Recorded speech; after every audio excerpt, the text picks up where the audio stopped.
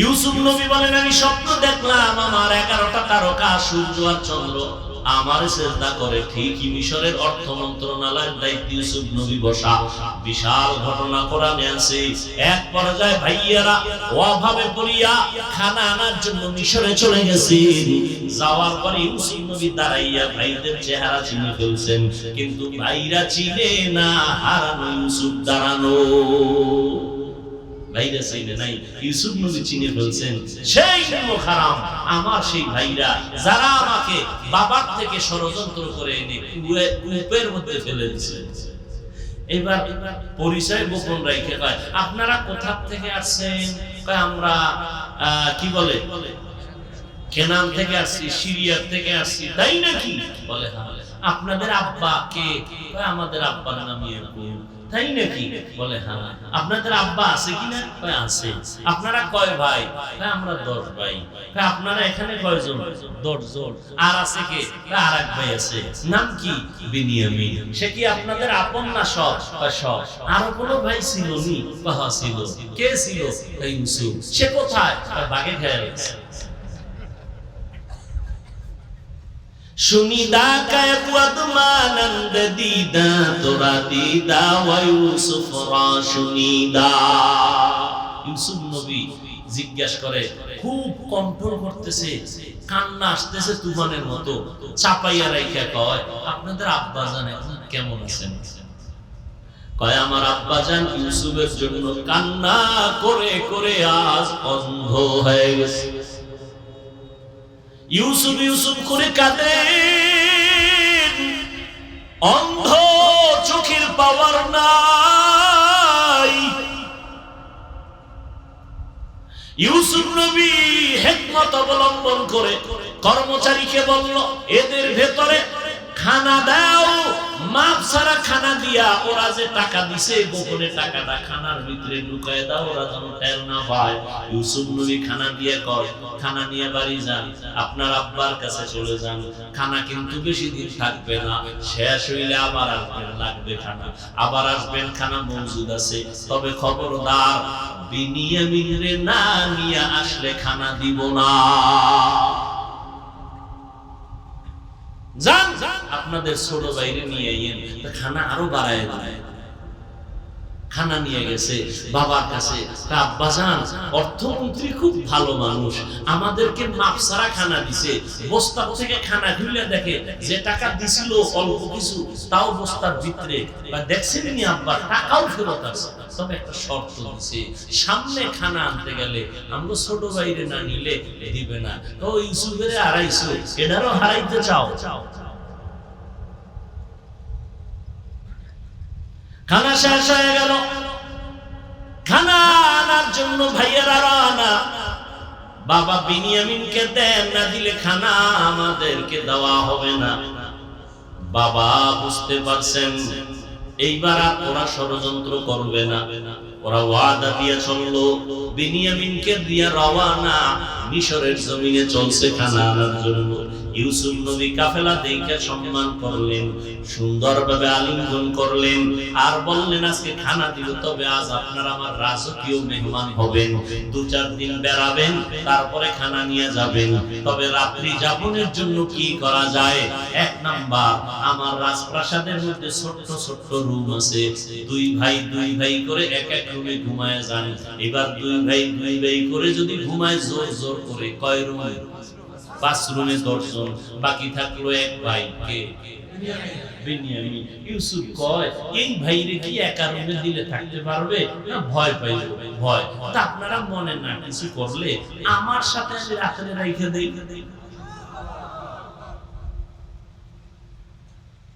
ওরা তো বুঝে না, ওরা তো খুশি। অর্থমন্ত্রী আমাকে এত আদর করে, তো খানা বেশি নয়। কিন্তু ইউসুফের কলিজায় তো তুফান। দীর্ঘ 40 বছরের বিরহের বেদনার আওয়াজ অন্তরের মধ্যে চাপা পড়ে আছে। সব ভাইরা রুমে রুমে ঘুমায় গেল। বিনিয়ামিনরে নিয়ে ইউসুফ আজ ঘুমায় না, 40 বছরের ইতিহাস চর্চা করতেছে। ও বিনিয়ামিন, আব্বাজানের খবর কি তোমার, বলো এই হালাত। তোমার ভাই ইউসুফের কথা মনে আছে বলে নাই? বাজান এই ইউসুফের কথা বলে বলে কান্না করে চোখের মনিটা সাদা হয়ে গেছে, কিছুই দেখে না। এইবার ইউসুফের ওয়াদা দিয়ে কয়, বলবা না আমি তোমার সেই আপন ভাই ইউসুফ। আমাকে ওরা ষড়যন্ত্র করে পাঠিয়ে দিয়েছে, কুয়ার মধ্যে ফেলেছে। আমার মাওলা কুদরতের দরজা দিয়ে আমাকে হেফাজত করেছে। সারাটা রাত ভাইরে বুকের সাথে আলিঙ্গন করেছে। 40 বছর পর্যন্ত মোলাকাত হলো।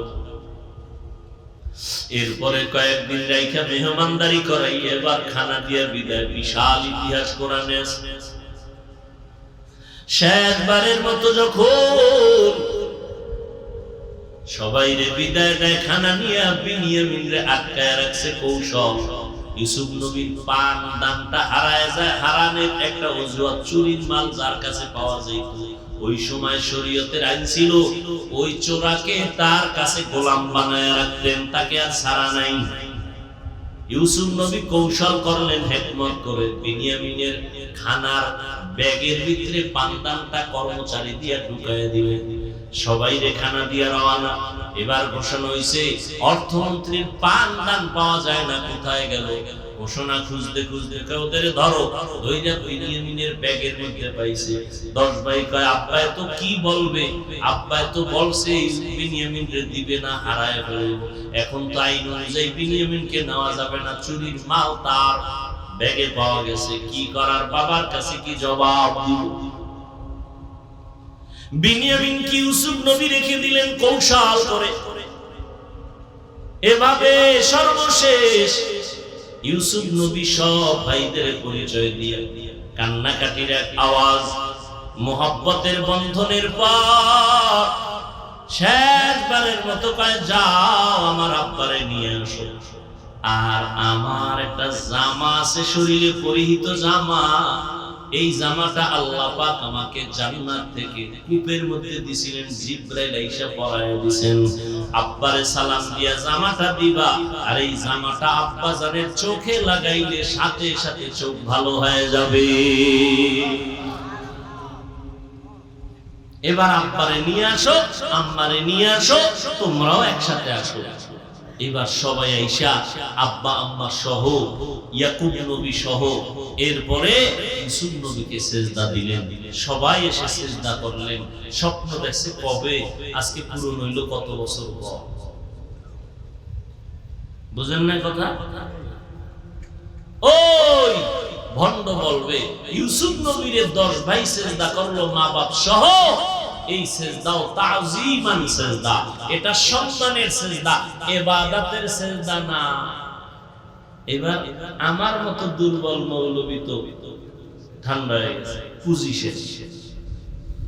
আমি ওরে আটকাইলাম ইবাদতের সিজদা আল্লাহকে ছাড়া অন্যকে দেওয়া শিরক। কারণ সে আমারে কতটি দলিল দিল কোরআন দিয়া যে না আমরা ইবাদতের জন্য দেই না, আমরা ইবাদতের সিজদা আল্লাহর জন্যই রিজার্ভ রাখছি। কিন্তু আমরা যে পীর সাহেব মাজারে দেই এটা সম্মান। এখন ওরে আটকাইলাম কেন? এটাও বদআমল, কিন্তু মুনকার। দলিল না দিলে হবে না। এবার নকলি দলিল শেষ, আকলি দলিল দাও। আর একটা জুতা হাতে জিজ্ঞাসা করতে হবে, এই বেঈমান তুই কি ইউসুফ নবীর উম্মত না আদম নবীর উম্মত? কি বলবে? কি বলবে? কি বলবে? মুহাম্মদের উম্মত। কানে ধর, কানে ধর। মুহাম্মদের শরীয়তে আল্লাহ ছাড়া সম্মান হোক আর ইবাদত হোক, আল্লাহ ছাড়া ভিন্ন কাউকে কোনোভাবে সিজদা দেওয়া হারাম। তুই যদি ইউসুফ নবীর উম্মত হও, তুই সিজদা দিয়া মর। আদমের হইলে আলাদা, মুহাম্মদের উম্মত দাবি কইলেই যদি আউলা জাউলা করো, জুতা মোবারক রেডি। তো বলতেছি না আমল 2 প্রকার, নেক আমল আর বদ আমল আবার 2 প্রকার, ফাহশা আর মুনকার। ইন্নাস সালাতা তানহা আনিল ফাহশাই ওয়াল মুনকার ওয়া লাযিকরুল্লাহি আকবার। নিশ্চয়ই নামাজ মানুষকে পাপাচার থেকে ফিরায় রাখবে। নামাজ চ্যালেঞ্জ কার? আল্লাহ। পাপের জগতে দুইটা ভাগ আছে, ফাহশা আর মুনকার। বদ আমল, সব বদ আমল থেকে মানুষকে বিরত রাখবে, বাঁচায় রাখবে কে? নামাজ। ঘোষণা কার? কত পার্সেন্ট মিথ্যা কথা বলে? এ কথাটা বলতে আপনার পরেশানি হতে হয়। কত পার্সেন্ট সত্য? কোনো সন্দেহ নেই। কিন্তু এখানে নামাজি আছে না নাই? নামাজ পড়ে গুনাহ করে কেন? আল্লাহ তো চ্যালেঞ্জ দিয়েছেন, নামাজ মানুষকে গুনাহ থেকে বাঁচাবে। নামাজ পড়ে গুনাহ করে কেন? নামাজ পড়ে সুদ খায় কেন? নামাজ পড়ে ঘুষ খায় কেন? নামাজি বান্দা বেপরদায় চলে কেন? দাড়ি কাটে কেন? বান্দা মদের বোতল নিয়ে দৌড়ায় কেন? তাহলে আল্লাহর ওয়াদা মিথ্যা? বান্দার নামাজে ভেজাল, নামাজে ভেজাল। কেমন ভেজাল?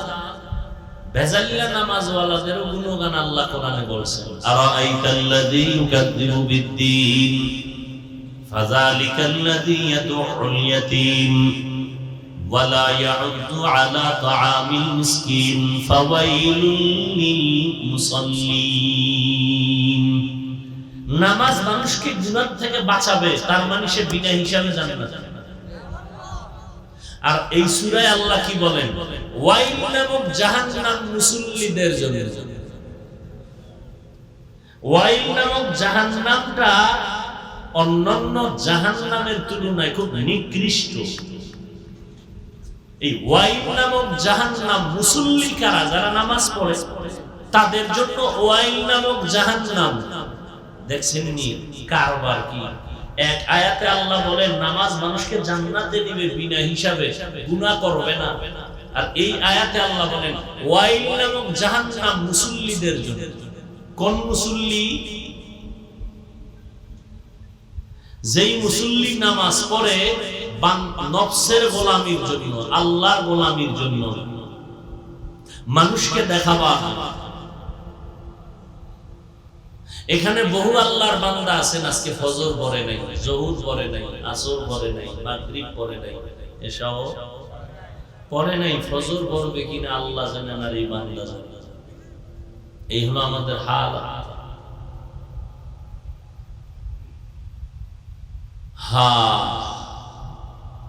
নেক আমল আর বদ আমল। বদ আমল দুই প্রকার, ফাহশা আর মুনকার।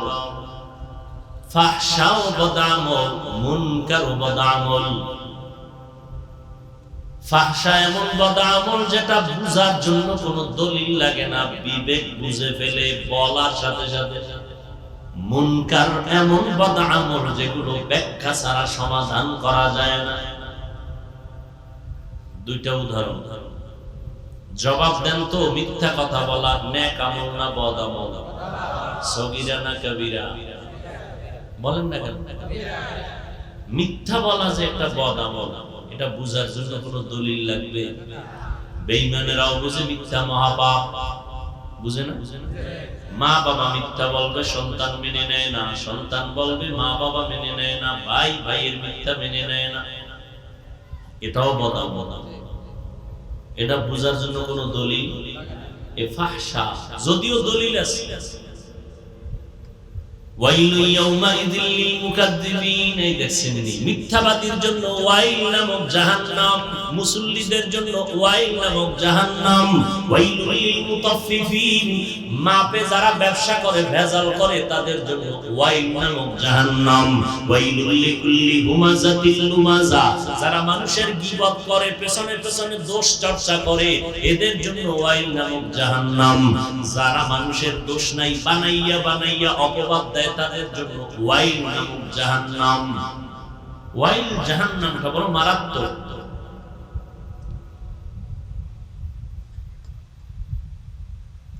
মিথ্যাবাদীর জন্য ওয়াইল নামক জাহান্নাম। ওয়াইলু ইয়াউমাইযিল লিল মুকাদ্দিবিন।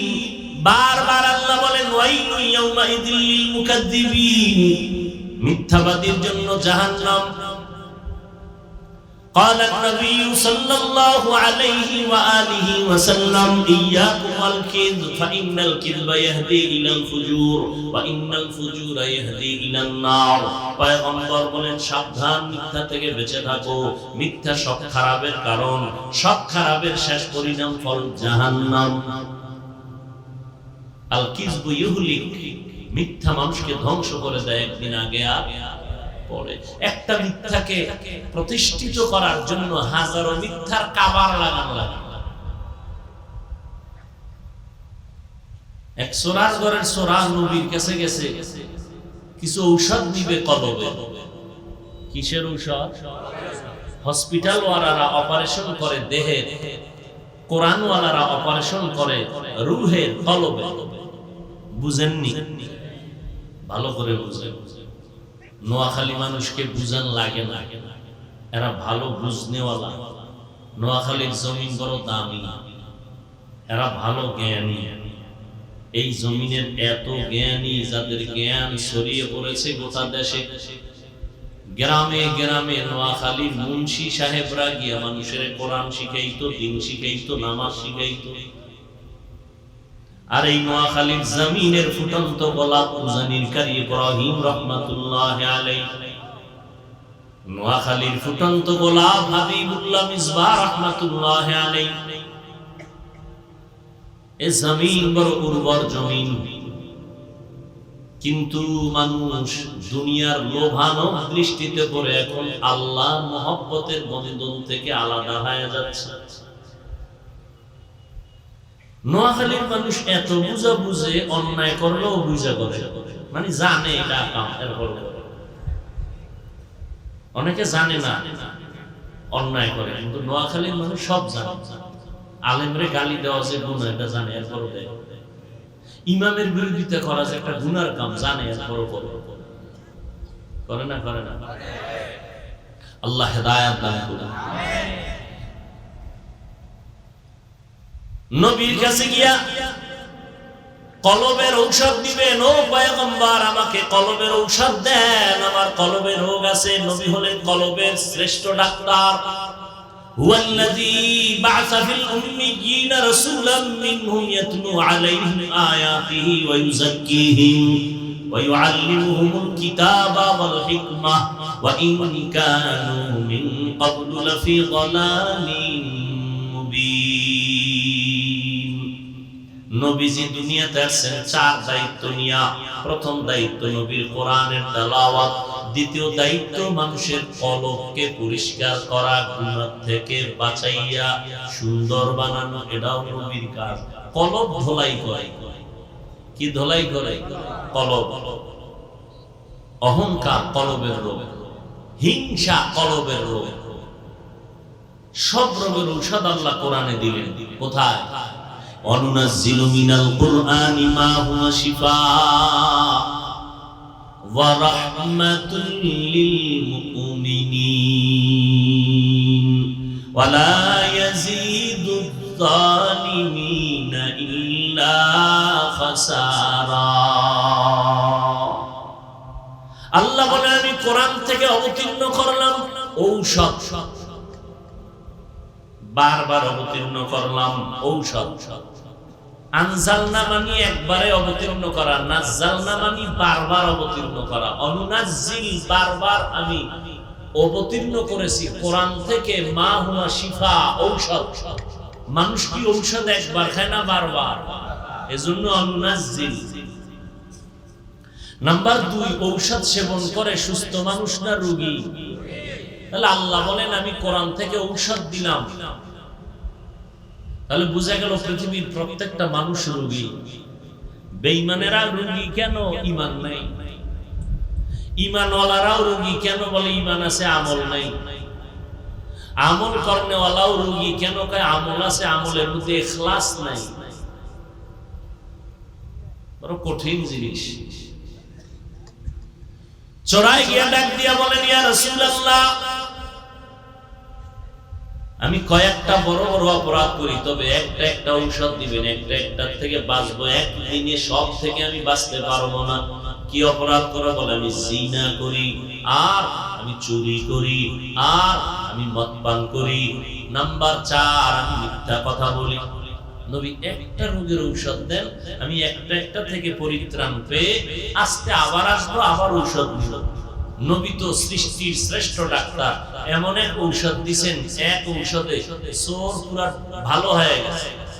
নবী তো এমন এক ডাক্তার, যেই ডাক্তার শ্রেষ্ঠ ডাক্তার, যার প্রেসক্রিপশনটা এমন পাওয়ারফুল, কিয়ামত পর্যন্ত এই প্রেসক্রিপশনটাকে ফলো করলে ওই মানুষটা দুনিয়াতে বাদশা, আখিরাতে বিনা হিসাবে জানবে।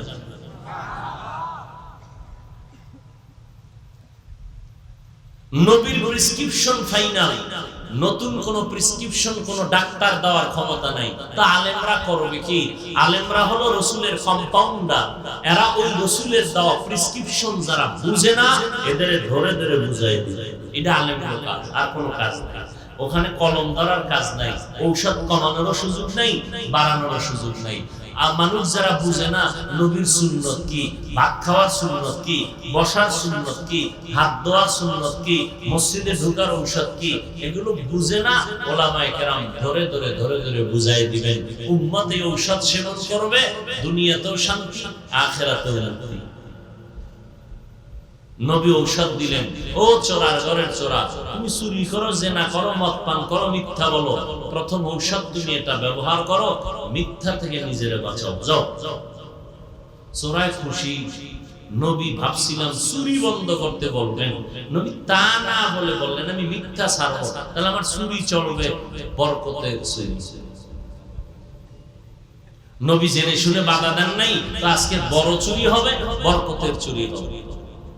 তবে ওয়াদা করছি, ঠিক আছে মিথ্যা আর বলবো না। কিন্তু রাতের বেলা চুরি করতে যখন যাবে, রাস্তায় বেরিয়ে পেরেশান হয়ে গেল, নবী তো জানে আমি চোর। খবর যদি তার কাছে চলে যায় যে আমার বাড়ি চুরি হয়েছে, নবী জানে তো আমি চোর, আমাকে ডাকবেন, ডাকলে তো আমাকে বলতে হবে, তো সত্যই বলতে হবে, ওয়াদা করে আসছি মিথ্যা বলতে হবে। তাহলে আমি দ্বিতীয়বার সত্য বলে চোর সাজতে চাই। আস্তে রাস্তা থেকে ফিরে বাসায় চলে গেল, না চুরি আর করবে না। এইভাবে মদ পান ছেড়ে দিল, জিনা ছেড়ে দিল, এক ঔষধে পুরা পাক্কা জান্নাতি হয়ে গেল। তাহলে মিথ্যা বলা মহাপাপ, বদ আমল। বুঝার জন্য কোন দলিল লাগে? দলিল আছে না নাই? প্রয়োজন নেই। নাম্বার 2, আর একটু উদাহরণ দিন, ফাহশা, গালাগালি করা সুন্নাত, মুস্তাহাব কি বলেন? হালাল না হারাম? এটা বুঝার জন্য দলিল লাগবে? পৃথিবীর কেউ গালি পছন্দ করে না, যদিও ওয়াজের প্যান্ডেলেও গালি চলে, কিন্তু এই গালি কেউ পছন্দ করে না। নবী যার কোনো তুলনা নেই, সে নবীকে আল্লাহ বলেন ফাবিমা রাহমাতিন মিনাল্লাহি লিনতা লাহুম ওয়ালাউ কুনতা ফাদ্দান গালিযাল কলবি লানফাদ্দু মিন হাওলিক।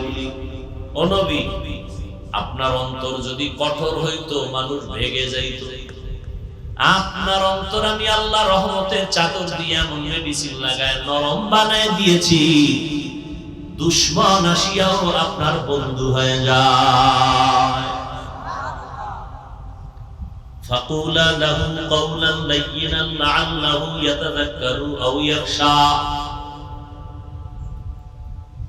খেয়াল করেন, মুসা নবী ফেরাউনের দাওয়াত দিতে যায়, সাথে ভাই আছে হারুন। আল্লাহ একটু সতর্কবাণী দিয়ে দিলেন, ফাকুলা লাহু কাওলান লাইয়িনান লাআল্লাহু ইয়াতাযাক্কারু আও ইয়াখশা।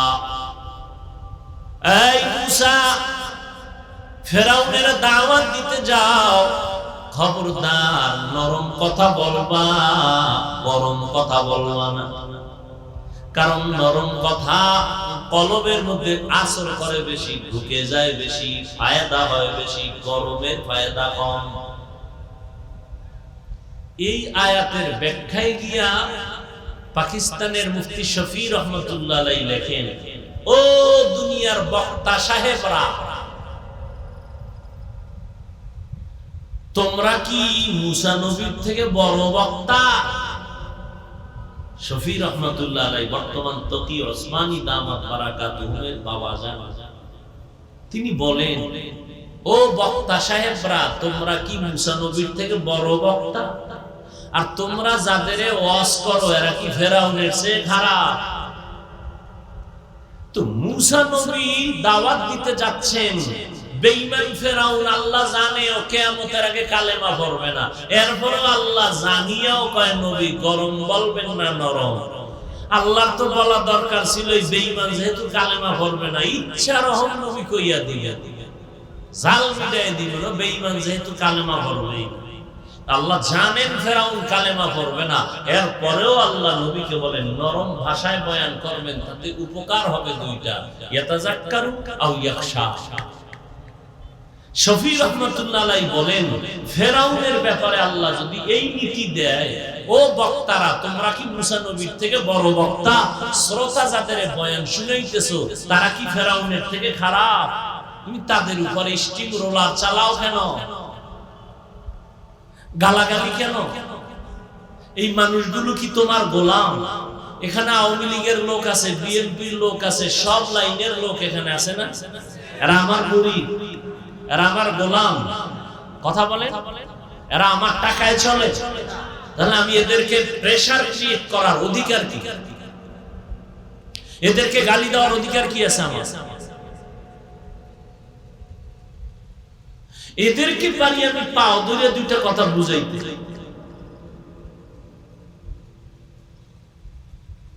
যাতে করে সবাই দ্বীনের পথে চলে আসে।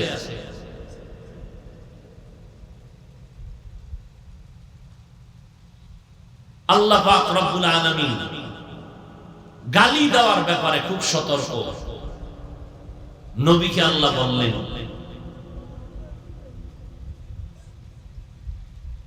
খবরদার মুমিনের সাথে কখনো খারাপ, মুমিনকে বলে দেন কাফের বেঈমানের সাথে যেন কখনো খারাপ আচরণ না করে। কেন? কারণ হলো ইন্না শাইতানা ইয়ানজাবু বাইনাহুম, মুমিন যদি কাফেরের সাথে খারাপ ব্যবহার করে এর দ্বারা শয়তান মাঝখানে ভেজাল লাগায় কাফেরের উপকার করায় দিবে বেশি, মুমিনের ক্ষতি হবে বেশি। আবু বকর পার্শ্বে নবীজি, নবীও বসা, এক ইহুদি নবীর সামনে দাঁড়ায় অকথ্য ভাষায় এক চাটিয়া গালাগালি, খামাখা। নবী মুস্কি মুস্কি হাসেন। আবু বকর সিদ্দিকের জিহ্বে চোখ লাল হয়ে গেছে। নবী ইশারা দিলেন কোনো জবাব দিবেন না, কিন্তু কত আর সহ্য করা যায়? নবীরে গালি দিবে আর আমি চুপ থাকবো, এটা হতে পারে না। আবু বকর এক পর্যায়ে জবাব দেওয়া শুরু করলেন। নবীজির মনটা বেজার হয়ে গেল। ইহুদি চলে গেল। নবীজিকে আবু বকর সিদ্দিক জিজ্ঞাসা করলেন, হে আল্লাহর রাসূল, আপনি মন খারাপ করলেন কেন আমি জবাব দিতে গিয়ে? নবীজি বললেন, হে আবু বকর, যখন আমি চুপ ছিলাম ইহুদি এক চাটি আমাকে গালি দিতেছিল, তখন আমার পক্ষ থেকে আল্লাহ একজন রহমতের ফেরেশতা নির্ধারণ করেছিলেন তার জবাব দেওয়ার জন্য। যখন আপনি জবাব দেওয়া শুরু করেছেন, আল্লাহর পক্ষ থেকে বিচারের ফেরেশতা চলে গেছে, সাহায্য বন্ধ হয়ে গেছে, আমার মন বেজার হয়ে গেছে। আসমান থেকে বিচার আসবে, এটা কঠিন। নিজে বিচার করতে যাবেন, এটা কঠিন হবে না, বরং মাইল দিতে গিয়ে নিজেও দিয়ে একটা খাইবেন। আর খোদায় যদি দেয়, আপনি ধরা ছোঁয়ার বাইরে ঘুমের তুইটা দেখবেন আর বাড়ি ঘরে আগুন লেগে গেছে, ও আপনার দোষ দিতে পারবে? কোনো দোষ নাই। আল্লাহর কাছে কাঁদবেন, আল্লাহ যদি আমারে জ্বালাইতেছে, আল্লাহরে বলতে থাকেন। মুসা নবী একদিন আল্লাহর একটা, আল্লাহ এই ফেরাউন যে আমারে জ্বালায়, তুমি দেখো না? দেখি, কিন্তু তামসা চাও তুমি, এই ফেরাউনের মারতে তোমার কয় সেকেন্ড লাগে? কয় এক সেকেন্ড লাগে। এত যে গালাগালি করে আমারে, তুমি কি তামাশা দেখতেছো? আল্লাহ জবাব, ও মুসা, এই ফেরাউনের বানাইছে কে? আপনি। ফেরাউনের বড় বানাইছে কে? আপনি। ফেরাউন পাতার ভোগ করে খানা খায় কার? আপনা। তাই নাকি? বলে না। ও মুসা, যেই ফেরাউন বেঈমান আমার বাতাস, আমার পানি, আমার খানা খাইয়া আমার বিরোধিতা করে, সেই ফেরাউন তুমি মুসার বিরোধিতা করা তো কোনো ব্যাপার না। যেই নিমক হারাম মুনাফিকের গোষ্ঠী নবীর বিরোধিতা করে, ওমরে ফারুকের বিরোধিতা করে, সাহাবায়ে কেরামের বিরোধিতা করে, ওই নিমক হারামের গোষ্ঠী মুনাফিকেরা উলামায়ে কেরামের বিরুদ্ধে কথা বলবে, এটা আশ্চর্য কিছু নয়, এটা স্বাভাবিক বিষয়। যারা সাহাবায়ে কেরামের উপরে কলম ধরতে পারে, এই সমস্ত বেয়াদবের গোষ্ঠী উলামায়ে আহলে হকের উপরে কলম ধরতে কোনো ভয় পায় না। তবে আজীবনের জন্য মনে রাখবেন, সাহাবায়ে কেরামের বিরুদ্ধে যারা ইশারা ইঙ্গিতে বলবে, লিখবে, আল্লাহর কসম এরা ভণ্ড। এদেরকে যারা ভণ্ড বলবে না, তারাও ভণ্ড। আল্লাহ হেদায়েত দান করুন। রাগ করলেন? ভণ্ড বাতিলের বিরুদ্ধে কথা বলার নাম হিংসা। এই আরেক ঝামেলা। কয় হাফিজ ভাই বয়ান করলো না গীবত করলো? কয় গীবত করলো। কয় কেন? কয় হিংসা। ভণ্ডদের বিরুদ্ধে বাতিলের বিরুদ্ধে কথা বলা রাসূলের লাইনে, সুন্নাত কোরআনের আইনে ফরজ।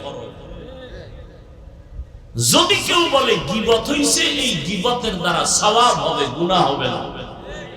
দলিল নিবা, চেঁচামেচি করবা না। গীবত করা হারাম আপনারা জানেন, আমরা হুজুরেরা জানি না। কি জবাব দেন? আমরা হুজুরেরা জানি না? জানি মানে আপনাদের থেকে বেশি জানি। কি বেশি জানি? গীবত করা হারাম, হারাম, হারাম, হারাম, জিনার থেকেও মারাত্মক। 4 কারণে গীবত করা ওয়াজিব, না করলে গুনাহ। এই খবর আপনারা জানেন না, আমরা উলামায়ে কেরাম জানি। এবার আপনারা জানতে চান তো? আজকে বাসায় গিয়া মোবাইলে তো সারা রাত অপরাধ করলেন, আজকে একটা ভালো কাজ করবেন। টাকা দিয়ে তো আর কোরআন শরীফ কিনতে পারবেন না, টাকা নেই, আর থাকলেও হিসাব। তাহলে ডাউনলোড করেন কোরআন, বাংলা কোরআন লিখে ডাউনলোড করেন, করে এরপরে 114 সূরার সিরিয়াল আসবে। এরপরে শেষের দিকে একটা সূরা একটু আগে আমি তেলাওয়াত করেছি, ওয়াইলুল লিকুল্লি হুমাযাতিন লুমাযা আল্লাযী জামাআ মালান ওয়া আদ্দাদা ইয়াহসাবু আন্না মালাহু আখলাদা। আসেনি? বাস এটার বাংলা ব্যাখ্যা করবেন। আরবিটার ভিতর বুঝেন না, বাংলাটাই পড়েন। ওখানে সব লেখা আছে। ওয়াইল নামক জাহান্নাম, গীবত যারা করে তাদের জন্য, যারা মানুষের নামে বানাইয়া দোষ বানায় বানায় বলে তাদের জন্য ওয়াইল নামক জাহান্নাম। গীবত করা এই আয়াতে হারাম, কিন্তু 4 কারণে গীবত করা ওয়াজিব, না করলে গুনাহ হবে। এখন কার গীবত করবে, কে করবে, ওখানে সব লেখা আছে। তাহলে গীবত করা হারাম, কোরআনের আয়াতও বলে হারাম, হাদিসও বলে হারাম। এরপরও সুযোগ আছে না? আছে। ইসলাম নিয়ে, কোরআন নিয়ে, হাদিস নিয়ে, নবী নিয়ে, সাহাবাদের নিয়ে যারা বিষবিচার করবে, এদের নাম ঠিকানা শুদ্ধা মানুষের সামনে বলে বলে মানুষকে সতর্ক করা, এটা গীবত হলেও সওয়াব। আল্লাহ আমাদের সবাইকে হেদায়েত দান করুন। বদামল 2 প্রকার, ফাহশা আর মুনকার। গালি দেওয়া হারাম, এটা বদামল, যদিও কোরআনের মধ্যে দলিলের অভাব নাই। কুল্লি ইবাদি ইয়াকুলুল্লাতী হিয়া আহসান। ও নবী, মুমিনদের জানায় দেন কাফেরদের সাথে যেন খারাপ আচরণ না করে। ইয়া আইয়ুহাল্লাযীনা আমানুত্তাকুল্লাহ ওয়া কুলু কাওলান সাদীদা। আল্লাহকে ভয় করো, জবানটাকে কন্ট্রোল করো। ক্বালান নবী সাল্লাল্লাহু আলাইহি ওয়া আলিহি ওয়াসাল্লাম সিবাবুল মুসলিমি ফুসুকুন ওয়া কিতালুহু কুফরুন। পয়গম্বর বলেন, মুমিন মুমিনের গালি দেওয়া পাপিষ্টের কাজ। মুমিন হইয়া মুমিনের বিরুদ্ধে জিহাদের ঘোষণা দেওয়া বেদিনদের পরিচয়। ক্বালান নবী সাল্লাল্লাহু আলাইহি ওয়া আলিহি ওয়াসাল্লাম মাইয়াহি ওয়া মা বাইনা রিজলাইহি আজমান লাহুল জান্নাহ। মদিনার নবী বলেন, 2 জিনিস হেফাজতের জিম্মাদারি যদি নাও, আমি মুহাম্মদ তোমাকে জান্নাতে নেওয়ার জিম্মাদারি নিব। কয় জিনিস হেফাজত? দুই জিনিস, জবানের হেফাজত করো, লজ্জাস্থানের হেফাজত করো। আমি নবী ওয়াদা করলাম তোমাকে আমি জান্নাতে নেওয়ার জিম্মাদারি নিব। আল মুসলিমু মান সালিমাল মুসলিমুনা মিন লিসানিহি ওয়া ইয়াদি। আল্লাহর নবী বলেন খাঁটি মুসলমান ওই ব্যক্তি যার জবান আর হাতের দ্বারা ভিন্ন মুমিন মুসলমানরা নিরাপত্তা পায়। তাহলে গালি দেওয়া হালাল না হারাম? দলিল আছে না নাই? দলিল লাগবে না, বিবেক বুঝে ফেলছে ফাহশা। আসেন এবার মুনকার নিয়ে একটা উদাহরণ দেই। আগাবো না ইতি টানবো? মুনকার হলো এমন বদআমল যেটা দলিল ছাড়া সমাধান করা যাবে না। যেমন সিজদা করা। সিজদা এটা গুনাহ না সওয়াব? বলেন বলেন। সওয়াব। ভালো করে বলেন। হ্যাঁ, সিজদা করা কি বলেন আপনারা? জবান খুললে কথা বললে, এমনি দোকানে বসে কথা বলেন, দুনিয়ার গল্প করেন, যেখানে কথা বলা দরকার সেখানে বলেন। সিজদা দেওয়া গুনাহ না সওয়াব? এই সিজদা যদি কেউ কবরে দেয়, মাজারে দেয়, বটগাছে দেয়, গুনাহ। আচ্ছা যারা দেয় এরকম কিছু আশিক রাসূল আছেন না? আচ্ছা যারা দেয় তারা কি গুনাহ মনে করে দেয় না সওয়াব মনে করে? না আপনি যদি গিয়ে এই কথা বন্ধ করেন শিরক বলবে, চুপ। কিসের শিরক? দলিল দলিল বলবে না? না আপনি দলিল দিলেন কি? আল্লাহ ছাড়া আর কাউকে সিজদা করা যাবে না। ইবাদতের সিজদা আল্লাহর জন্য খাস, অন্যকে দেওয়া শিরক। ওয়া মান ইউশরিক বিল্লাহ ফাকাদ হারামাল্লাহু আলাইহিল জান্নাহ।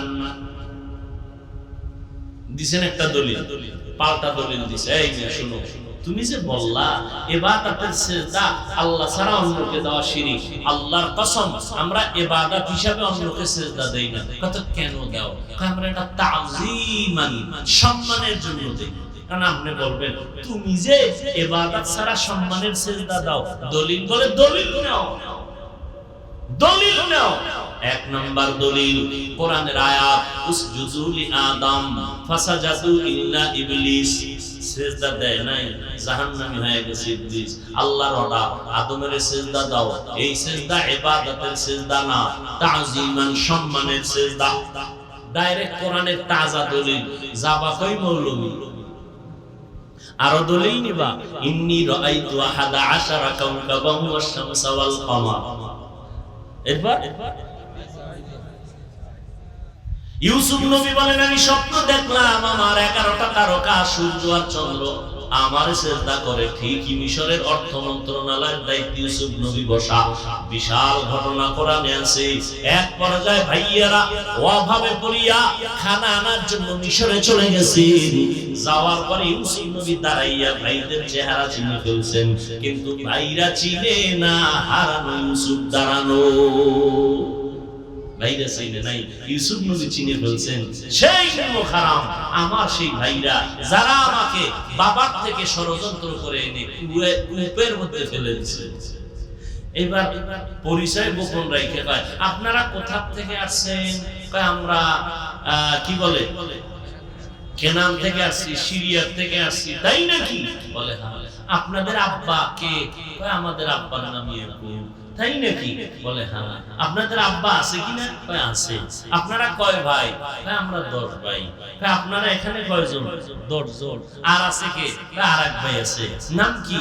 বিনিয়ামিন। সে কি আপনাদের আপন না সৎ? কয় সৎ। আর কোনো ভাই ছিল নি? কয় হ্যাঁ ছিল। কে ছিল? কয় ইউসুফ। সে কোথায়? কয় বাগে খেয়ে গেছে। শুনিদা কায় কুয়াদমানন্দ দিদা তোরা দিদা ওয়া ইউসুফ রা শুনিদা। ইউসুফ নবী জিজ্ঞাসা করে, খুব কন্ট্রোল করতেছে, কান্না আসতেছে তুফানের মতো, চাপাইয়া রাইখা কয় আপনাদের আব্বাজান এখন কেমন আছেন?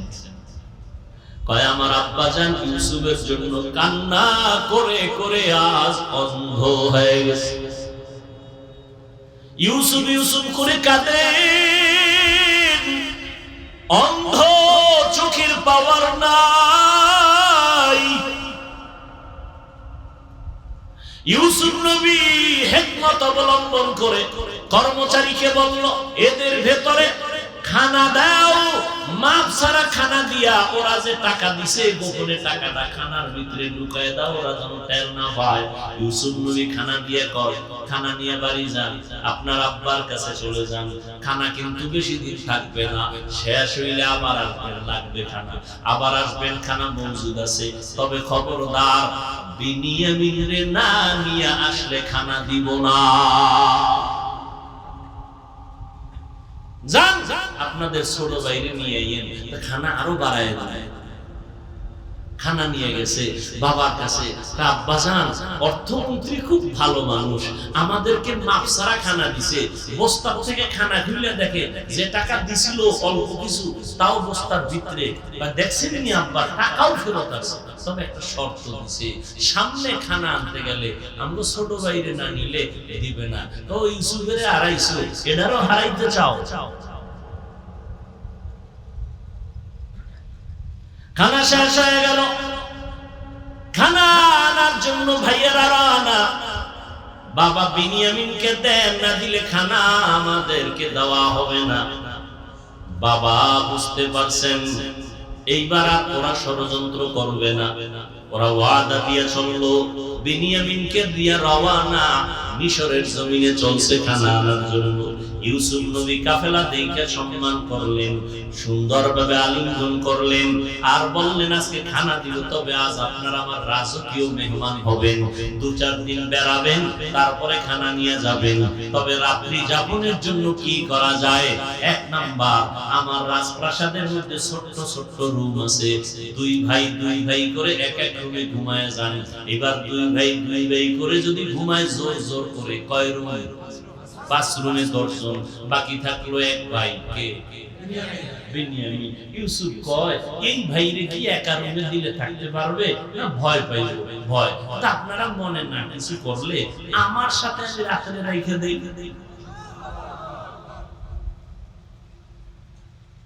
ওরা তো বুঝে না, ওরা তো খুশি, অর্থমন্ত্রী আমাকে এত আদর করে, তো খানা বেশি হবে। কিন্তু ইউসুফের কলিজায় তো তুফান, দীর্ঘ 40 বছরের বিরহের বেদনার আওয়াজ অন্তরের মধ্যে চাপা পড়ে আছে। সব ভাইরা রুমে ঘুমায় গেল, বিনিয়ামিনরে নিয়ে ইউসুফ আজ ঘুমায় না, 40 বছরের ইতিহাস চর্চা করতেছে। ও বিনিয়ামিন, আব্বাজানের খবর কি তোমার? বলো এই হালাত, তোমার ভাই ইউসুফের কথা মনে আছে বলে নাই? বাজানে ইউসুফের কথা বলে বলে কান্না করে চোখের মনিটা সাদা হয়ে গেছে, কিছুই দেখে না। এইবার ইউসুফের ওয়াদা দিয়ে কয়, বলবা না আমি তোমার সেই আপন ভাই ইউসুফ, আমাকে ওরা ষড়যন্ত্র করে পাঠায় দিয়েছে,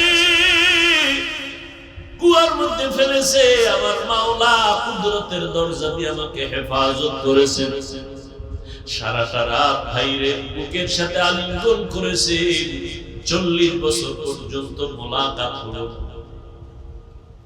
এরপরে কয়েকদিন রাইখা মেহমানদারি করাই, এবার খানা দিয়ে বিদায়। বিশাল ইতিহাস কোরআনে আছে। শেষবারের মতো যখন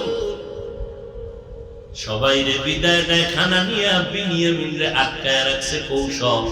ইউসুফ নবীর পান দানটা হারায় যায়, হারানোর একটা অজুহাত, চুরির মাল যার কাছে পাওয়া যেত। ওই সময় শরীয়তের আইন ছিল, ওই চোরাকে তার কাছে গোলাম বানায় রাখতেন, তাকে আর ছাড়া নাই। ইউসুফ নবী কৌশল করলেন হিকমত করে, বিনিয়ামিনের খানার ব্যাগের ভিতরে পানদানটা কর্মচারী দিয়ে ঢুকায় দিলেন। সবাই রে খানা দিয়ে রওনা। এবার ঘোষণা হইছে, অর্থমন্ত্রীর পানদান পাওয়া যায় না, কোথায় গেল? ঘোষণা খুঁজতে খুঁজতে ওদের ধরো, ধইরা বিনিয়ামিনের ব্যাগের মধ্যে পাইছে। 10 ভাই কয়, আব্বা তো কি বলবে? আব্বা তো বলছে বিনিয়ামিনরে দিবে না, হারায় ফেলব। এখন তো আইন অনুযায়ী বিনিয়ামিনকে নেওয়া যাবে না, চুরির মাল তার ব্যাগে পাওয়া গেছে, কি করার? বাবার কাছে কি জবাব দিব? বিনিয়ামিন কি ইউসুফ নবী রেখে দিলেন কৌশল করে। এভাবে সর্বশেষ ইউসুফ নবী সব ভাইদের পরিচয় দিয়ে কান্নাকাটির এক আওয়াজ, মোহাব্বতের বন্ধনের পর শেষবারের মতো কয় যাও আমার আব্বারে নিয়ে আসো। আর আমার একটা জামা আছে শরীরে পরিহিত জামা, এই জামাটা আল্লাহ পাক আমাকে জান্নাত থেকে কূপের মধ্যে দিছিলেন, জিবরাইল আইসা পরায় দিবেন। আব্বারে সালাম দিয়া জামাটা দিবা, আর এই জামাটা আব্বা জানের চোখে লাগাইলে সাথে সাথে চোখ ভালো হয়ে যাবে। এবার আব্বারে নিয়ে আসো, আম্মারে নিয়ে আসো, তোমরাও একসাথে আসো। এবার সবাই আইসা আব্বা আম্মা সহ ইয়াকুব নবী সহ এরপরে ইউসুফ নবীকে সিজদা দিলেন। সবাই এসে সিজদা করলেন। স্বপ্ন দেখছে কবে, আজকে পূরণ হইল কত বছর পর। বুঝেন না কথা? ওই ভণ্ড বলবে ইউসুফ নবীর 10 ভাই সিজদা করলো মা বাপ সহ। এই সিজদাও তাজিমান সিজদা, এটা সম্মানের সিজদা, ইবাদতের সিজদা না। এবার আমার মতো দুর্বল মৌলবী তো ঠান্ডা হয়ে গেছে, পুঁজি শেষ। আমি ওরে আটকাইলাম ইবাদতের সিজদা আল্লাহকে ছাড়া অন্যকে দেওয়া শিরক। কারণ সে আমারে কতটি দলিল দিল কোরআন দিয়া যে না আমরা ইবাদতের জন্য দেই না, আমরা ইবাদতের সিজদা আল্লাহর জন্যই রিজার্ভ রাখছি, কিন্তু আমরা যে পীর সাহেবের মাজারে দেই এটা সম্মান। এখন ওরে আটকাইলাম কেমন? এটাও বদআমল, কিন্তু মুনকার। দলিল না দিলে হবে না। এবার নকলি দলিল শেষ, আকলি দলিল দাও আর একটা জুতা হাতে দাও। জিজ্ঞাসা করতে হবে, এই বেঈমান তুই কি ইউসুফ নবীর উম্মত না আদম নবীর উম্মত? কি বলবে? কি বলবে? কি বলবেন? মুহাম্মদের উম্মত। কানে ধর, কানে ধর। মুহাম্মদের শরীয়তে আল্লাহ ছাড়া সম্মান হোক আর ইবাদত হোক, আল্লাহ ছাড়া ভিন্ন কাউকে কোনোভাবে সিজদা দেওয়া হারাম। তুই যদি ইউসুফ নবীর উম্মত হও তুই সিজদা দিয়া মর। আদমের হইলে আলাদা, মুহাম্মদের উম্মত দাবি কইরেই যদি আউলা জাউলা করো জুতা মোবারক রেডি। কথা বুঝাইতে পারছি? এর নাম মুনকার, এর নাম ইন্নাস সালাতা তানহা আনিল ফাহশাই ওয়াল মুনকার ওয়া লাযিকরুল্লাহি আকবার। কষ্ট হইতেছে আপনার? আমার কষ্ট হইতেছে। যেই গরম, মাদ্রাসায় ভর্তি চলতেছে, সারাদিন ভর্তির কার্যক্রম। আল্লাহ আল্লাহ পাক রব্বুল আলামিন বললেন যারা আমার সাথে মুলাকাত করতে চায় তাদের জন্য দুইটা কর্মসূচি, একটা হলো ইতিবাচক আর একটা নেতিবাচক, একটা হলো প্রতিরোধক আর একটা হলো প্রতিষেধক। আল্লাহর সাথে মুলাকাত করতে চাননি কি ভাই বলেন? এটাও তাল মিলাইতেছেন, অন্তর থেকে বলেন আসলে চাননি? আল্লাহ কবুল করেন। মুলাকাত করতে চাইলে কি এই দুনিয়ায় হবে? আখিরাতে হবে, তাই তো? কিন্তু কাজ করতে হবে দুনিয়াতে দুইটা। কয়টা? একটা ইতিবাচক আর একটা নেতিবাচক। 100% আপনাকে করতে হবে নেক আমল, 100% আপনাকে বাঁচতে হবে শিরক থেকে। নেক আমল ছাড়া যাবে না, শিরক করা যাবে না। ওরা কঠিন, বেদাত মুক্ত আমল হতে হবে, তবে বেশি আমল না। আমালুল কলিল, কম আমল, তবে আমলটা হতে হবে মাআল ইখলাস, খালিসান লিওয়াজহিল্লাহি তাআলা। কার জন্য? আল্লাহর জন্য হতে হবে আমল। আমরা আমল করি মানুষের জন্য, ঠিক না? এই জন্য আমাদের ভিতরে বাপ দেখেন না, রমজানে আগে ছিল দ্বন্দ্ব মসজিদের বাইরে, এখন ভিতরে। কি ভাই? কে জোরে আমিন বলবে, কে আস্তে বলবে, কে বুকে হাত বাঁধবে, কে নাভির নিচে বাঁধবে, কে 8 রাকাত পড়বে, কে 20 রাকাত পড়বে। আচ্ছা, আপনি 8 রাকাত পড়েন আর জোরে আমিন বলেন, বুকে হাত বাঁধেন। এই যে আমলটা করেন, হাদিসে আছে, এটা বুঝে করতেছেন। আর আমলটা কার জন্য করতেছেন? পীরের জন্য না আল্লাহর জন্য? বলেন। তা আল্লাহর জন্য করলে ভাবটা আমার সাথে দেখেন কেন? কি আপনি সালাম দেনও না, আমি দিলেও নেন না, কয় কি ব্যাপার, কয় 20 রাকাত। ঠিক নেই? আপনি 8 রাকাত পড়লেন না, আল্লাহর জন্য আমল করলেন। আপনি বুকে হাত বাঁধলেন আল্লাহর জন্য, আপনি জোরে আমিন বললেন আল্লাহর জন্য। ভাবটা আমার সাথে কেন? বান্দার সাথে ভাব দেখান কেন? সালাম দেও না, দিলেও নেই, বিষয় কি? কয় জোরে আমিন বলেন। আছে না? আমল করলেন আল্লাহর মোহাব্বত নিয়ে, ভাব দেখাইতেছেন বান্দার সাথে। এটা কেমন নিয়ম, কোন সিস্টেম? আখলিস দীনাকা ইয়াকফিকাল আমালুল কলিল, ইখলাস ওয়ালা আমল। আপনি 8 রাকাত পড়েন না 4 রাকাত পড়েন, আল্লাহ দেখবেন আপনার ইখলাস, আপনার অন্তরের হাল। আপনি কি জন্য আমলটা করতেছেন? কি আমার সাথে যুদ্ধ লাগাই করতেছেন, না আল্লাহর মোহাব্বত পাওয়ার জন্য করতেছেন? ফামান কানা ইয়ারজু লিকা রাব্বিহি ফালইআমাল আমালান সালিহা, নেক আমল করো। আমলটা যেন বেদাত মুক্ত হয়, ইখলাসের সাথে আমল হয়। তবে সতর্ক, কোন শিরিকের গন্ধ যেন না থাকে। বলে শিরিক কাকে বলে? বলে আল্লাহ আছেন, আল্লাহ যা পাবেন, এককভাবে আল্লাহ যা পাবেন, এটা আরেকজনকে দেওয়ার নাম শিরিক। সেজদা কে পাবেন?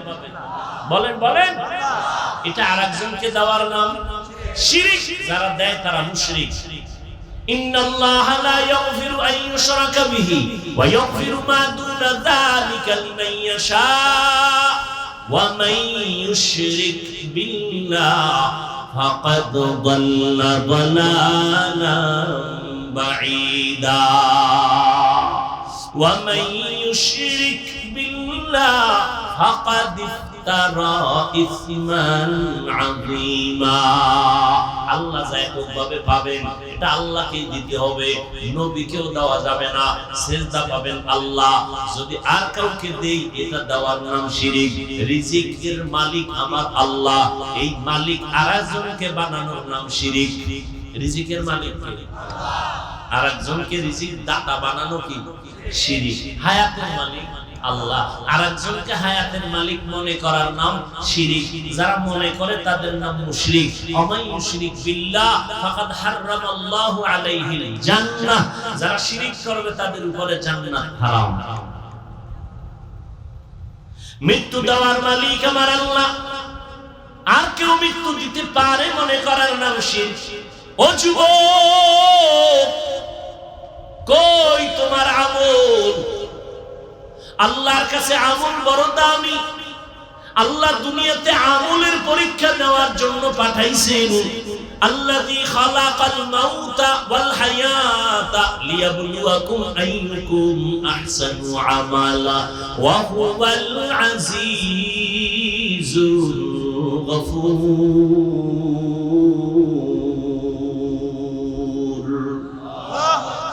আরে মিয়া, বেশি আমল লাগে না, এত আমল লাগে না। আল্লাহ কয় চালাকি কম কর, আমি দুনিয়াতে পাঠাইছি আমলের পরীক্ষা নিব। কিসের পরীক্ষা? আমলের পরীক্ষা। যেখানে ঈমানের বয়ান সেখানে আমলের বয়ান। ইন্নাল্লাযীনা আমানু ওয়া আমিলুস সালিহাত, আল্লাহ বলেন যারা ঈমান আনার পরে নেক আমল করবে, কানাত লাহুম জান্নাতুল ফিরদাউসি নুজুলা। যেখানে ঈমানের বয়ান সেখানে আমল। কিয়ামতের ময়দানে জান্নাতীরা জান্নাতে যাইয়া আরামে নাক টেনে ঘুমাবে, কিন্তু আফসোস থাকবে না। একটা আফসোস থাকবে মাত্র, ও আল্লাহ আরেকটু সুযোগ দাও, আরো বেশি আমল করব, জান্নাত দিয়েই দুইটা পেয়ে যাব। আফসোস করবে আরেকটু আমল কেন করলাম না। আর আপনি এখানে ফতুয়াবাজি করেন, এত আমল লাগে না। নবীজির গুনাহ নাই, সাহাবায়ে কেরামরা বেগুনাহ না, জান্নাতি। সমস্ত সাহাবায়ে কেরাম জান্নাতি। বলেন সমস্ত সাহাবায়ে কেরাম? সমস্ত সাহাবায়ে কেরাম জান্নাতি। এর মধ্যে তো ডাইরেক্ট টিকিট পাইছেন কয়জন? এই আবু বকর, ওমর, ওসমান, আলী টিকিট পাইয়াও মৃত্যু পর্যন্ত কান্না কান্না কান্না, তাহাজ্জুদ, ইশরাক, আওয়াবিন, চাষ, এত আমল, এত আমল, নফল সাদকা, নফল দান, এত আমল করেছেন জীবনভর। নবীজি হুজরায় আছেন, হঠাৎ করে রাতের গভীরে শুনে কান্নার আওয়াজ। নবী বের হয়ে দেখে আবু বকর নামাজে দাঁড়ায় কাঁদতেছে। আবু বকর, আপনি নামাজে দাঁড়ায় কাঁদলেন কেন? আবু বকর বলেন, ইয়া রাসূলুল্লাহ, কোরআন শরীফের একটা আয়াত আমারে কান্না করাইতেছে। কি আয়াত? আল্লাহর নবীর জবাবে বলেন, ইন্নাল্লাহা আশতারা মিনাল মুমিনিনা আনফুসাহুম ওয়া আমওয়ালাহুম বিআন্না লাহুমুল জান্নাহ। নবীকে এটা তো সুসংবাদ, আল্লাহ মুমিনের জানমাল কিনে নিয়েছেন, বিনিময়ে মুমিনের জান্নাত দিবেন। এটা তো খুশির কথা, এটা কান্নার কি আছে? আবু বকর বলেন, ইয়া রাসূলুল্লাহ, আমি তো জানেন একটা কাপড়ের দোকান দেই, কাপড়ের দোকানওয়ালা আমি। আজ আমার দোকানে একজন মহিলা আসলো, কাপড় কিনে নিয়েছিল অনেক আগে। আমার দোকানে কাপড়টা ফিরাইয়া দিয়া টাকা নিয়ে চলে গেল। আমি জিজ্ঞাসা করেছিলাম, আম্মা জান, আমার দোকানের কাপড়টা আপনি ফিরাইয়া দিলেন কেন? টাকা নিয়ে যান কেন? মহিলা সামান্য একটা জবাব দিয়ে চলে গেল, ও আবু বকর, আপনার দোকান থেকে অনেক আগে আমি কাপড় নিয়েছিলাম, কিন্তু ফিরাইয়া দেওয়ার সময় পাই নাই, আজকে দিয়ে গেলাম। কেন ফিরে দিলাম? আপনার দোকানের কাপড় আমার পছন্দ হয় নাই। ও নবী, আল্লাহ বলছেন কোরআনের আয়াতে, কিয়ামতের ময়দানে আল্লাহ আমাকেও ডাকবেন। আল্লাহ পাক বলেন, মুমিনের জানমাল কিনে নিলেন, জান্নাত দিয়ে দিলেন। হাসরের ময়দানে আল্লাহ যদি জিজ্ঞাসা করে, আবু বকর, আমি তোমার জানমাল নিলাম, জান্নাত দিলাম, জান্নাত পাইয়া কি নিয়ে আসছো আমার কাছে জান্নাতের মহব্বতে? আমি যদি বলি, আল্লাহ, আমি নেক আমল করেছি, কোরআন তেলাওয়াত, তাহাজ্জুদ, ইশরাক, আমি যাকাত দিয়েছি, আমি হজ করেছি, সব আল্লাহর কাছে পেশ করি। আল্লাহ যদি বলে, আবু বকর, আমার জান্নাত আমারে দাও, তোমার জানমাল লইয়া জাহান্নামে যাও। আল্লাহ কেন? আল্লাহ যদি বলে, ও আবু বকর, ওই মহিলার মতো যদি জবাব দিয়ে কয়, ও আবু বকর, তুমি যেই জান্নাত পাওয়ার জন্য নামাজ পড়ছো, ওই নামাজ আমার পছন্দ হয় নাই, তেলাওয়াত করছো পছন্দ হয় নাই, যেইভাবে সিজদা করা দরকার ওইভাবে করো নাই, যেইভাবে জিকির করা দরকার ওইভাবে করো নাই, যেইভাবে তেলাওয়াত করলে আমি আল্লাহ খুশি হব ওইভাবে করো নাই, তোমার আমল আমার পছন্দ হয় নাই। অতএব তোমার জান্নাত আর আমার জান্নাত আমারে দাও, তোমার জান্নাত তুমি নিয়ে জাহান্নামে চলে যাও।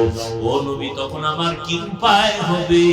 এই চিন্তায় আমি কান্না করে নামাজে বিভোর হয়ে গেলাম। আম্মা জান আয়েশা রাদিয়াল্লাহু তাআলা আনহাকে সাহাবায়ে কেরামদের এক কাফেলা প্রশ্ন করলেন, আম্মা জান, নবীজির কোনো আশ্চর্য কথা আমাদের একটু শুনাইবেননি? আম্মা জান পাল্টা প্রশ্ন করলেন, ও সাহাবায়ে কেরাম, নবীর এমন কোন কি জিনিস আছে জীবনে যেটা আশ্চর্য না? সবই তো আশ্চর্য, কোনটা আশ্চর্য না? তবে একটা ঘটনা শুনেন। সাহাবায়ে কেরামদের আম্মা জান আয়েশা রাদিয়াল্লাহু আনহা 2 মিনিটে একটা ঘটনা শুনায় দিলেন। ও সাহাবায়ে কেরাম, একদিন এশার নামাজ পড়িয়া আমার মায়ার নবী হুজরায় চলে আসলেন। অন্ধকার আলো হয়ে গেল, নবী মুস্কি হাসতেছেন, আমাকে বলতেছেন, ও হুমায়রা, আজকে রাতের জন্য আমাকে একটু রোকসক দিবেন নি, ছুটি দিবেন নি? আম্মা জান বলেন, আপনি ছুটি চাইবেন আর আমি ছুটি দিব না, এটা কেমনে হবে? আম্মা জান ভাবলেন, অন্য কোন বিবির ঘরে যাবেন হয়তো। আর আমগো হালাত এই আসে কেন? 3 দিন বাড়ি খবর নাই। ম্যাডাম ফোন দিছে, কই তুমি? ফোন দিবা না, কইছি না আমার ব্যাপার, তুমি এত টেনশন করো কেন? রহমতের নবী বলেন, ও হুমায়রা, আমি একটা রাতের জন্য ছুটি চাই। আম্মা জান ভাবলেন কোন বিবির ঘরে যাবেন। আম্মা জান বলেন, না। মায়ার নবী দেখলাম মুহূর্তের মধ্যে নামাজের মুসাল্লায় দাঁড়ায় গেলেন। আমার হুজরার কিনারায় অন্ধকার নামাজে দাঁড়ায় গেলেন। ভিন্ন কোনো বাতি নাই, নবীর চেহারা মোবারকটা একটা বাতি, একটা আলো। নবীজি নামাজে দাঁড়াইলেন, সূরা ফাতিহা পড়তেছেন। আমি ঘুমের বাহানা ধরে সব দেখতেছিলাম। আল্লাহর নবী সূরা ফাতিহা শেষ, সূরা বাকারা পড়তেছেন। আর অজর দাঁড়ায় কান্না কান্না কান্না, চোখের পানি পড়ে দাড়ি মোবারক ভিজে যাইতেছে। বুক ভাসাইয়া যাইতেছে। সূরা বাকারাটা শেষ করে আবার আরেকটা সূরা পড়া শুরু করলেন, ওই সূরাটা শেষ আবার আরেক সূরা শুরু করলেন। এইভাবে পড়তেছেন, আল্লাহর সাথে কথা বলতেছেন, আর অঝর দ্বারাই নবী কান্না করতেছেন। এখনো রুকুর খবর নাই, সিজদারও খবর নাই। দীর্ঘ টাইম আমার নবী নামাজে গভীর রাত চোখের পানি ফেলে তেলাওয়াত করেন। অনেক সময় যা আমার জীবনে আমি দেখছি কিনা সন্দেহ, মায়ার নবী এত দীর্ঘ টাইম নামাজে দাঁড়াইয়া অনেকগুলো সূরা তেলাওয়াত করিয়া মাত্র রুকুর মধ্যে চলে যাচ্ছেন। আমি দেখতেছি নবী রুকুর মধ্যে গিয়াও কান্নার আওয়াজ। দীর্ঘ টাইম রুকু থাকার পরে দাঁড়াইলেন, এরপরে প্রথম রাকাতের মাত্র প্রথম সিজদায় চলে গেলেন। সিজদায় গিয়ে এমন কান্না, আমার আল্লাহর মুহাব্বতের কান্না চলতেছে। মাত্র প্রথম রাকাতের প্রথম সিজদা, দ্বিতীয় সিজদা এখনো নবী দেন নাই। নবী কান্না করতেছেন। হঠাৎ করে হুজরার বাইরে বেলালের আওয়াজ আসতেছে। বেলাল ডাক দিয়া বলেন, নবী প্রস্তুতি নেন, ফজরের সময় কাছাকাছি হয়ে গেছে। মাত্র প্রথম রাকাতের প্রথম সিজদা, দ্বিতীয় সিজদাও দেয় নাই নবী। কি পরিমাণ টাইম নবী লাগায় নামাজ পড়লেন, কি পরিমাণ তেলাওয়াত করলেন, কি পরিমাণ রুকু করলেন, কি পরিমাণ সিজদা আর কান্না। রহমতের নবী। বেলাল বলে, রেডি হন, প্রস্তুতি নেন, ফজরের টাইম কাছাকাছি, আযান দেওয়ার জন্য আমি হাজির হয়ে গেছি। আম্মা জান আয়েশা বলেন, নবীর আশ্চর্য ধরনের এই রকম বহু ঘটনা। নবী এতটাই আল্লাহর মহব্বতে বিভোর, আল্লাহ যেইভাবে নামাজটা চাইছেন এইভাবে নামাজ পড়তে পারলেন কিনা নিজের একটু প্রশ্ন করেন। বাবা, দুনিয়াতে আজ আছি কাল থাকবো না, এই চোখের সামনে কত আপনজন চলে গেল। ওই গতকাল পরশুদিন খবর জানো না বাবা, এই ঈদকে কেন্দ্র করে কত লাশ আর লাশ আর লাশ বাইকের তলে পড়ে অ্যাক্সিডেন্ট হয়ে, ওই যে গতকাল এক জায়গায় 12 জন মারা গেছে, তার আগের দিন এক জায়গায় 14 জন মারা গেছে। এমন কোন দিন নাই যুবকের লাশের খবর নাই রে বাবা। কয়দিন আর দুনিয়াতে বাঁচবা, আল্লাহর হুকুম মতো চলো, নবীর তরিকা মানিয়া চলো। যেদিন মরণ হয়ে যাবে, কে আমার আপন, কে আমার মা, কে বাবা, কেউ আমার সাথে যাবে না। সাদা কাপড়ের 3টা প্যাকেট বানায় আমাকে কবরে রাখা হবে। ওই অন্ধকার কবরে আল্লাহর মুহাব্বত নিয়ে রওনা হও। এখন সময় আছে, তওবা করে নেও। গুনাহ নিয়ে কবরে গেলে আযাব ভোগ করা লাগবে রে বাবা। আল্লাহর আযাব সহ্য করা যাবে না রে মুমিন। এখন থেকে তওবা করে নেও। সমস্ত নবীরা দাড়িওয়ালা নামাজি নবীর তরিকা নিয়ে আল্লাহর হুকুম মতো জীবন চালাইছেন। সমস্ত সাহাবায়ে কেরাম নবীজি 5 বেলার নামাজ পড়েছেন। ও যুবক বাবা, তুমি স্কুলে পড়ো বাধা নাই, কলেজে পড়ো বাধা নাই, চাকরি করো, ব্যবসা করো বাধা নাই, 5 বেলার নামাজ পড়িও, মা বাবার দোয়া নিয়ে চলিও। মা বাবার দোয়া ছাড়াই চেয়ারে বসতে পারি নাই, মা বাবার কান্না চোখের পানি আর দোয়া ছাড়া পরীক্ষায় ভালো নাম্বার পাও নাই, মা বাবার চোখের পানি দোয়া ছাড়া তুমি কোনোদিন সম্মানের চেয়ারে বসতে পারো নাই, পারবাও না। এখন থেকে তওবা করে নাও, মা বাবার দোয়া নিয়ে চলবা, আর বেয়াদবি করবা না। ওলামায়ে কেরামের পরামর্শ নিয়া নবীর তরিকা মেনে চলবা। ও যুবক, তোমার মতো কত যুবক রাস্তায় গাড়ি চালায়, নামাজ ছাড়ে না, তুমি কেন পারবা না? তোমার মতো যুবক স্কুল কলেজে পড়ে, নামাজ ছাড়ে না, তুমি কেন পারো না? তোমার মতো যুবক ব্যবসা করে, নামাজ পড়ে, তুমি কেন পারবা না? আল্লাহর কোরআনটা কি মিথ্যা মনে করেছো? ওই কোরআনে জান্নাতের বয়ান, জাহান্নামের বয়ান আছে। কে জান্নাতে যাবে, কে জাহান্নামে যাবে তাও আল্লাহ বলেছেন। ইন্নাল আবরারা লাফি নাঈম ওয়া লাফি জাহিম। নেক লাইনে চলবা জান্নাত, গুনাহ নিয়ে যাবা জাহান্নাম। ও বাবা, তুমি কি পরিমাণ নেক করেছো, গুনাহ করেছো, নিজের হিসাবটা মিলাইয়া নাও।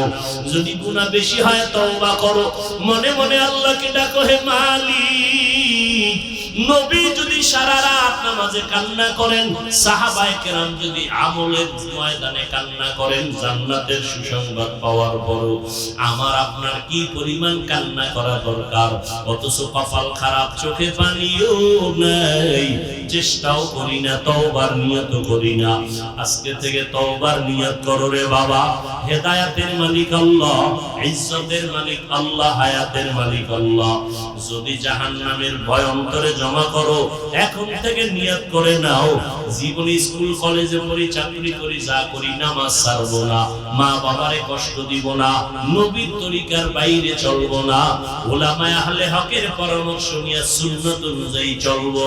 মুনাফিকি যদি না থাকে, তওবার নিয়ত যদি হয়, খাঁটি তওবার নিয়তে দুটো হাত আল্লাহকে দেখাইয়া দাও। আয় আল্লাহ, হাতগুলো কবুল করে নেন, তওবা কবুল করে নেন, তওবার উপরে মজবুত হইয়া চলার মতো তৌফিক দান করেন, আমিন। আলহামদুলিল্লাহি রাব্বিল আলামিন, والصلاة والسلام على سيد الأنبياء والمرسلين وعلى آله وأصحابه أجمعين. يا أرحم الراحمين، يا أرحم الراحمين، يا أرحم الراحمين، رب ارحمهما كما ربياني صغيرا.